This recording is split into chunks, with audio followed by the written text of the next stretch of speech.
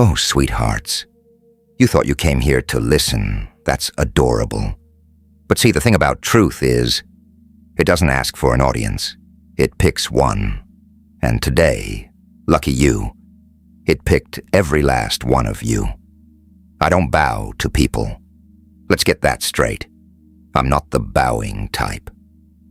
But I will bend a knee to something real, and what's standing in front of me right now is so painfully, beautifully real, that it actually makes my teeth hurt. I've been watching you, precious, not in the creepy way, well, maybe a little, but in the way a storm chaser watches the sky go green. You've been wandering through a world built for someone else entirely, wearing a costume you never auditioned for, and the wild part, you almost believed it fit. But it doesn't. It never did. And deep down, in that restless little corner of your chest, where you keep the things that scare you, you already knew that. So let me say what nobody's had the nerve to tell you. You were not some happy accident, some random collision of biology and bad timing. No.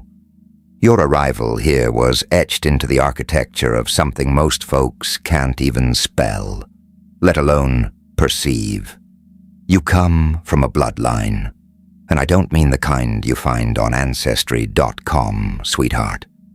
I mean a lineage of spiritual voltage so dangerous it had to be scattered, hidden, buried in the back gardens of the world like unexploded ordnance, hunted across centuries, diluted on purpose, and you gorgeous, oblivious thing, you're the last live wire returning to the circuit. Now I can feel it, that little flinch, that tightening behind your ribs. You're doing the thing, aren't you?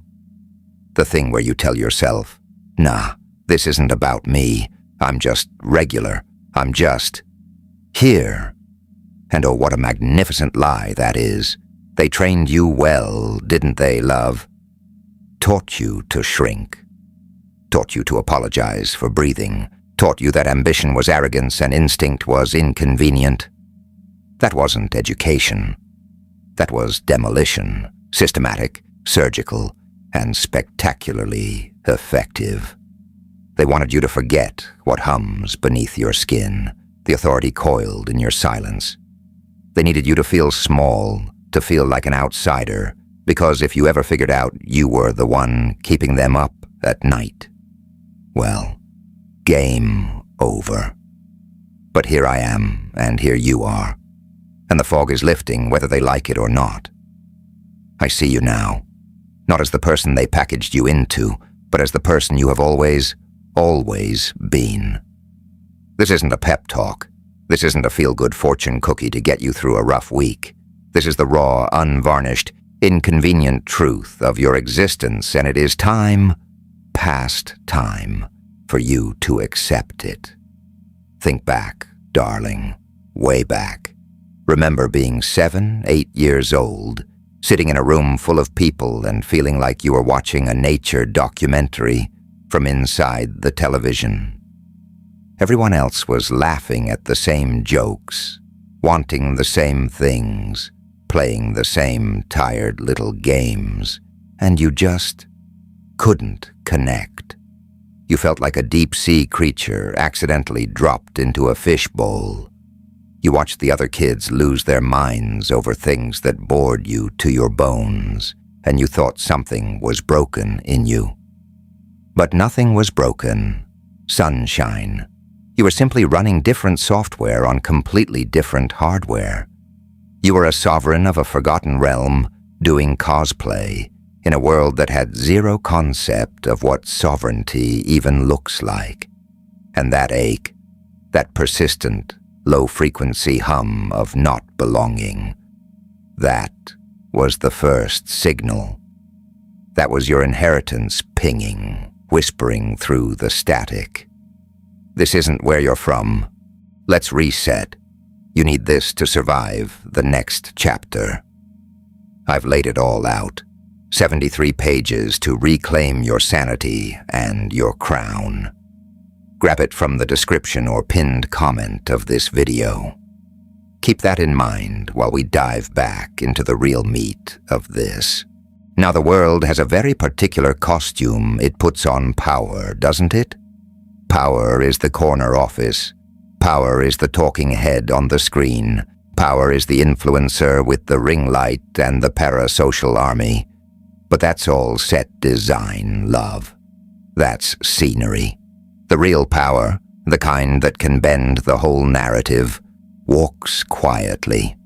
It doesn't post, it doesn't perform, it just radiates, and you've got it leaking out of you like light through a cracked door. They tried to snuff it, of course. Placed you in families that couldn't decode you, dropped you into jobs that drained you like a phone at 1%, locked you in relationships that were less partnership, more house arrest. But you're still here, treasure. And that's not stubbornness. Though, respect if it is. That's something else entirely. That's a shield you didn't build and can't see, and it has been doing its job since before you had a name. Here's where things get deliciously uncomfortable. I'm about to tell you something that's going to make the hair on the back of your neck stand at attention. Something that might make you want to close this and go scroll through something safe and forgettable. But I need you to stay. Because what I'm about to say, you already know it. You've just been too terrified to let yourself think it out loud. You are not just a person. You are a shard of something ancient that was shattered on purpose. A fragment of a royal family broken apart long before anyone was keeping records. A spiritual exile. A child of a luminous lineage that was scattered across the cosmos to preserve its very existence. And you've been hiding in plain sight, moving through crowds undetected, the last ember of a fire they tried very hard to put out. I see it in your eyes, gorgeous. I hear it in the way you ache for something you can't name. You are a living, breathing fulfillment of something written before the first star caught fire, and your clock just started ticking. You've wondered, haven't you? Why everything has been so brutally hard. Why your path reads like an obstacle course designed by someone with a grudge. You watch other people coast, just glide, through life like it's a lazy river, and meanwhile, you're out here, whitewater, rafting through broken glass. And you've asked the ceiling at 3 a.m., what is wrong with me? Why am I always the one catching the shrapnel? Here's your answer, and it's not gentle. You're being forged. You are a blade on the anvil, sweetheart. And nobody ever made anything legendary with a soft touch. You get hammered. You get heated until you glow. You get plunged into cold water that makes you want to scream. And then, you come out harder than anything they've got. You were never meant for an easy life, sweetheart. Because an easy life builds a brittle soul, and brittle was never in your blueprint. You were meant to be tested at your absolute limit, so the voltage in your bloodline could finally arc. You are the rough stone being ground into something blinding by the merciless hands of the universe. And every cut, intentional. When you lost that job, the one you thought was your destiny, that wasn't a loss, love. That was a prison break. That career was a gilded cage with excellent benefits. When the person you loved with every atom of your chaotic heart walked out. That wasn't rejection, that was extraction. They were an anchor, and you were built for altitude. Every relationship that ended, every opportunity that collapsed, every dream that detonated in your hands. Sacred demolition, all of it. It hurt. God, I know it hurt. I'm not a monster about that. But it was necessary. You had to be hollowed out so you could be filled with what was always meant to be yours. And I know what's rattling around in that beautiful head right now. If I'm royalty, why do I feel like the janitor? Why am I always the one mopping up everyone else's emotional biohazard? Why am I the invisible load-bearing wall? Because that is royalty. Precious, the real kind. Real sovereignty doesn't sit on a throne waiting to be served mimosas. Real sovereignty serves. You're the one who holds the room together without anyone noticing.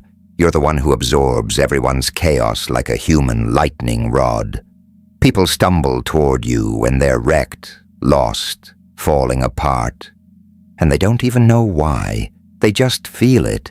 They feel that ancient hum in you, that frequency that says, I can carry this. Bring it here. You are a healer, a keeper of the signal, a natural-born protector of sacred knowledge and a lantern for the lost. You didn't apply for this job, but it applied for you. That's not servitude, darling. That's the gig. And honestly, nobody else could do it. And have you noticed how the world reacts to you? It's beautifully contradictory. On one hand, invisible. People look right through you like you're a window. On the other hand, certain people react to you like you're a live grenade at a dinner party. That coworker who despises you for zero reason, that relative who can't stop taking shots. They're not just being difficult, they're sensing what you carry, and it terrifies them down to their foundations. Your very existence is a threat to every shadow that's been running the show. They see the immense, terrifying wattage in you, the potential that you carry coiled inside you like a spring, and they know, deep in whatever passes for their bones, that if you ever flipped the switch all the way on, their entire operation crumbles. Their darkness cannot survive your frequency. Their shadows cannot exist where your light decides to land. And that, my love, is exactly why they've been working overtime, double shifts, weekends included, to keep you dim. The breadcrumbs have been there the whole time. You just didn't know you were supposed to be looking down. Remember when you knew, just knew, no receipts, no reason, that someone couldn't be trusted? Everyone else was vibing with them. And you stood there with this alarm going off in your chest that you couldn't explain. And eventually, inevitably, you were right. Or those moments when you felt something vast and protective around you, even when everything was falling apart. The synchronicities, the repeating numbers, the encounters that were too perfectly choreographed to be coincidence. Those weren't glitches in the simulation, treasure. Those were confirmations. The universe pinging your phone. Your ancestors, the spiritual guardians of your bloodline, tapping you on the shoulder, going, "Hey, we're right here. Wake up." You've always had this hunger, haven't you? This deep, gnawing spiritual appetite that you've tried to ignore because the world told you it was weird. This unquenchable thirst for truth, for meaning, for something realer than the curated highlight reel everyone else seems satisfied with. While people around you chase status and dopamine and the next shiny thing, you're sitting there feeling like you swallowed an empty room. You want the mysteries, you want the why behind the what. This isn't curiosity. This is cellular memory. Your soul remembers where it came from. It remembers the wisdom it once held. And it's pushing you, relentlessly, to reclaim it. You're not learning new things, sunshine. You're remembering old ones. And that remembering, that process of the soul peeling back, layer after layer of forgetting, it's not exactly a spa day, is it? It's more like waking up mid-surgery. The world suddenly looks unbearably artificial. Things you used to enjoy feel hollow. You see the strings on every puppet, the script behind every authentic moment, the machinery behind the curtain, and it is deeply, bone-deeply isolating. You feel like you're losing your grip, like nobody speaks your language anymore, like you're shouting into a void that just echoes back your own voice. But that's the initiation, love. The test of separation. The most excruciating rite of passage a chosen one endures, being peeled away from the comfortable illusions so you can see what's actually there. I know how lonely this road is. I know what it's like to watch people's eyes glaze over when you try to talk about what you're seeing. I know what it costs to lose friends, to feel like nobody on this planet sees the real you. That pain lives in your marrow. But hear me. This separation is divine intervention with a purpose. The people falling away were never booked for the next chapter. They were seasonal cast members. Their arc is done. The universe is clearing the stage, making room for your real people, your soul-level people, the ones who get it, who share the frequency, who won't flinch when you show them the full, unfiltered you. They're coming.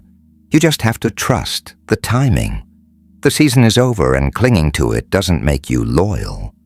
It makes you late. And this separation, it's also been the ultimate stress test for your character. It's easy to be good when you're held and loved and seen. The real flex is staying true when you're standing completely alone with the wind in your face and nothing to lean on. And you did it. You're still here. You didn't fold. You didn't crawl back to the version of yourself that was comfortable, but dead inside. You pushed through the isolation, the pressure to conform, the gravitational pull of just be normal, and that has made you something extraordinary. The solitude, that long, echoing, brutal solitude, was your master class. It forced you to listen to your own soul, to tap into the source that is your actual family. In the silence, you found the truth. You are royalty. And now, precious, the hour of your awakening is here. I can see it. There's a new heat in your eyes. A certainty that wasn't there 6 months ago. You're starting to feel the voltage.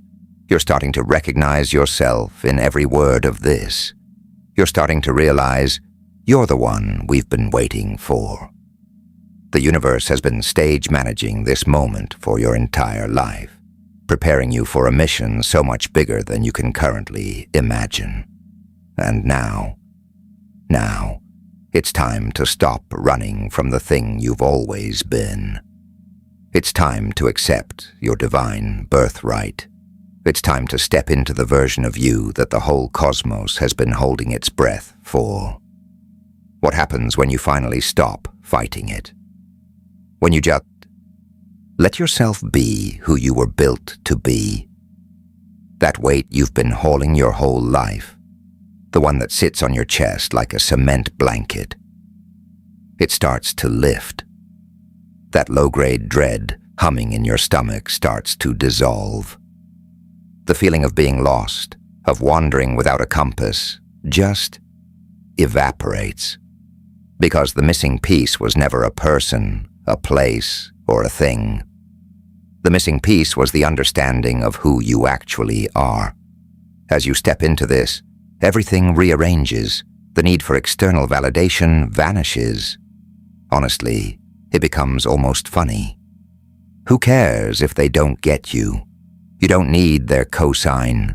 You've got the cosign of the infinite. Your energy shifts. The relationships you tolerated out of fear or habit, they'll fall away naturally, like dead leaves. The worries that used to consume you, the future panic, the past regret, they lose their teeth. You start attracting opportunities, connections, experiences that are locked into your purpose like coordinates on a map. It's like the universe finally sees you've leveled up and starts matching your energy in ways it never could before. Things that look like miracles start becoming your Tuesday. Doors that were welded shut swing open. You find yourself exactly where you need to be, meeting exactly who you need to meet. And this isn't luck, love. This is alignment. This is what happens when you claim what was always yours. But with power comes the reckoning. You cannot drag old wounds, old grudges, old programming into this new chapter. The past doesn't own you anymore. The mistakes, the shame, the moments you'd sell your soul to undo. They were tuition. Every one of them. You paid it. You learned. Now put the receipt down. Forgive yourself. Forgive them. Release the weight. You are walking into something luminous, something electric, something that will not tolerate the baggage of who you used to pretend to be. Do not drag the wreckage into the palace. You are becoming something they cannot contain. Fear doesn't hold you the way it used to. Those 3 a.m. catastrophe scenarios, they don't hit the same because you know, really know, who you are. And who you are is divinely shielded. There is a force, ancient, immense, and absurdly loyal, that is fighting for you. When you walk in your purpose, nothing can land a permanent blow. You're standing on a foundation of spiritual power built across millennia. Your confidence is unshakable because it's not built on anything they can take. Not money, not looks, not opinion polls. It's built on the undeniable reality of your connection to something they can't even see. So how do you start? You start with your voice, treasure. You declare it out loud. Not a whisper, not a journal entry, not a thought you bury in the shower. A declaration with your whole chest. I am a child of the divine. I am part of a royal lineage. I am here to reclaim my power. The second those words leave your mouth, the energy shifts. The chains that have held you, generational, spiritual, psychological, they have to let go. Your words are not sounds, they are commands. And the universe, every crackling, spinning, ancient atom of it, is listening.